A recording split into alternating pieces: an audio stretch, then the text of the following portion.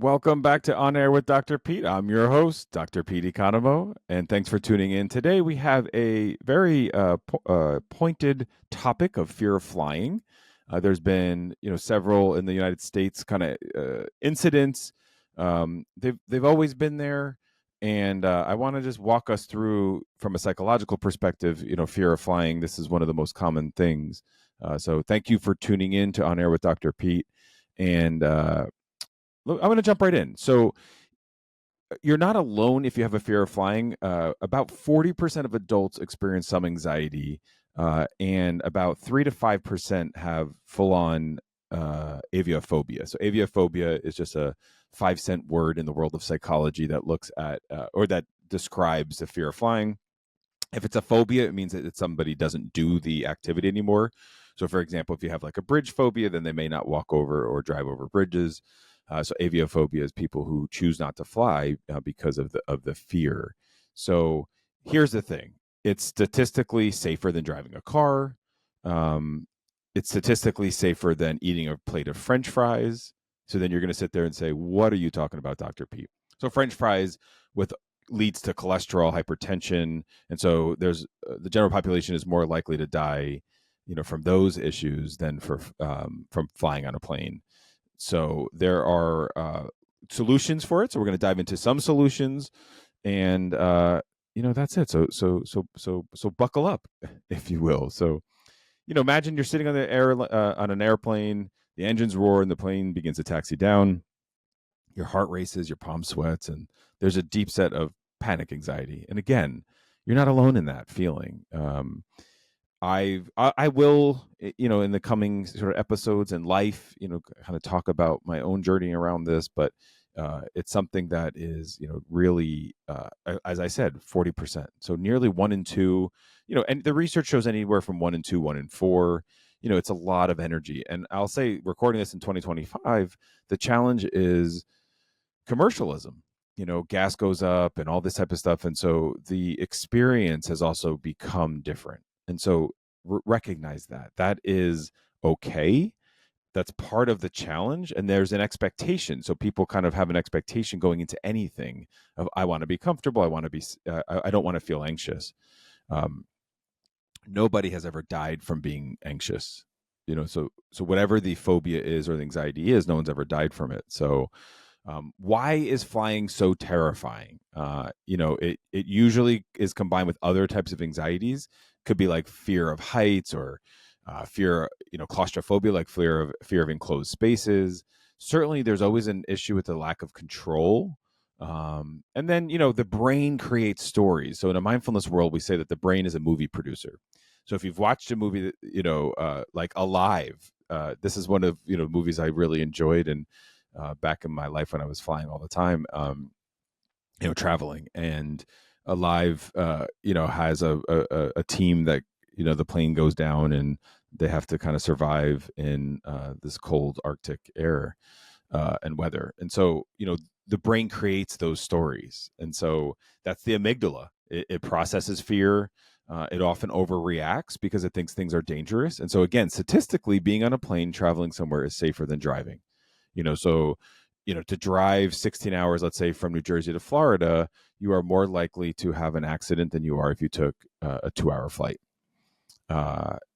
It is not just flying itself, because this also is the catastrophic thinking. So thinking comes into this, where people just are, that movie producer is just fixated on what the outcome could be or might be, even though statistically speaking, it is, in many cases, you're more likely to win the lottery. So think about that. You're more likely to win a lottery, which, you may have played for 30, 40 years. So many people with the fear of flying have other, issues, like we said, in terms of anxiety. And so what we do is like the physiological effects. So recognize like the heart rate increasing, the palm sweating, that is the physical sensations that happens during fear. When you board a plane, what ends up happening, your sympathetic nervous system is activating. So there's adrenaline, and that's what creates. There's cortisol from the stress, and so that's what creates that shallow breathing, the rapid heart rate, and oftentimes even nausea. And so it can really feel like it's unbearable. But this is just like any other phobia, and there are treatments that we'll get into before we end this episode. What I wanted to make some time to say is, one of the other best techniques to think about is the flight attendants and the pilots. And I'll give a shout out. There's a program called SOAR, SOAR. There's Captain Tom who runs that, and I even have Julian Alarcon, was a pilot who also kind of helps. There are programs out there. One of the things we found, and even in my clinical practice, we do integrate a session with the pilot so that you can learn. So there is some evidence that the more information people have, the little less anxious they feel. It gives them a little sense of control, if you will. Understand that going into this, though, you will feel anxious. So it's not like there's anything that just takes away the feelings of anxiety. So that's the expectation piece, because people going into, say, travel will expect to be treated a certain kind of way, expect to have a certain kind of leg room, or expect that the person in front of them doesn't put their chair back. I mean, that's also part of, again, recording this in 2025, not to mention some of the incidents, where there was a few plane crashes over the last few years. The one that occurred most recently in Washington D.C., which was tragic and also included some, figure skater community, was like the first accident in the United States in like over 15 years that included fatalities. So be mindful that there are some bait click or clickbait, of the articles like, oh, emergency landing, yada yada yada. The emergency landing, everything's safe. That happens all the time. A car tire blows. There's things that happen. In aviation, there are 2, 3, 4, 5 backup plans for almost everything, and they've learned over the years how to improve, the science of flying. By no means is this related to anything, political. This is just facts. This is just science. The safety protocols are in place. So talking to pilots, we recommend, especially from that program from SOAR, that you speak with the flight attendants, and then if possible, because not always possible, but if possible, you just meet the pilots. Hey, I'm Dr. Pete. I'm going to be on your flight today. I'm an anxious flyer, and that really, that strategy alone can really help. So cognitive behavioral therapy is one of the most successful there. So it helps you reframe some thoughts of flying. It also has some exposure therapy. With virtual reality, we have some possibilities of helping people kind of simulate what it would be like on the plane. You can even use some YouTube videos, just really putting yourself in that. What you're trying to do is retrain your brain, that amygdala, retrain it to say, this is just like sitting in a car, if you will. Obviously, you can't just say that to yourself, because it's not. One of the metaphors I like to use is like some of these skyscrapers that have these glass floors that you can walk on.